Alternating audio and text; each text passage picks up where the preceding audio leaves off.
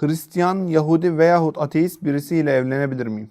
Şöyle, kadın, İslamiyet'e göre herhangi bir kadın bir Hristiyanla, bir Yahudiyle evlenemez. Evlenir derse annesi babası, bunun meşru olduğunu söylerse, kadın da annesi babası da dinden çıkar. Çünkü haram olan bir şeyi meşrulaştırmış, helalleştirmiş olur. Fakat İslamiyet şöyle diyor: erkekse Yahudi kavminden bir kadınla ya da Hristiyan kavminden bir kadınla evlenebilir. Hristiyan ya da Yahudi olan kadının dinini değiştirmek zorunluluğu da yoktur.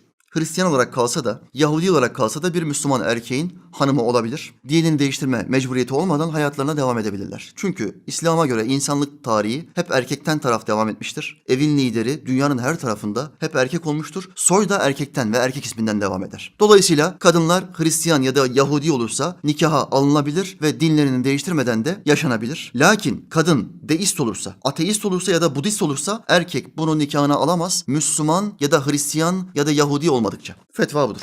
Peki hocam, evlendikten sonra kocası deist olursa bir kadının bu durumda ne yapması lazım? Deist ya da ateist olursa ya da ben Budist oldum, yani Budizm filmlerini seyrettim, etkilendim. Onların tanrısı biraz daha çekici geldi bana, gördüğüm bir tanrı neticede falan dedi. Budist oldu. Deist oldu ya da ateist oldu. Ama evlenirken Müslümandı. Dini nikahla ve resmi nikahla evlendi bunlar. Budist olduğu anda ya da deist ya da ateist olduğu anda nikahları düşer. Kadın ve erkek birbirlerine haram olur. Dokunmaları, temas etmeleri haram olur. Kadın evin içinde makyaj yapamaz. Kocasına karşı açık giyinemez, koku süremez. Bırak dokunmayı ya da cimaya, cinsel ilişkiyi. Bunların tamamı haram olur, nikahları düşer. Kadının bir an evvel aile büyüklerinin devreye sokması lazım. Adamın tekrar İslam'a dönmesi adına telkinde bulunmaları lazım. Adam İslam'a dönmüyorsa hemen resmi olarak boşanma yollarına bakmalı ve kadın yuvasını ayırmalıdır. Çünkü nikahları düşmüştür.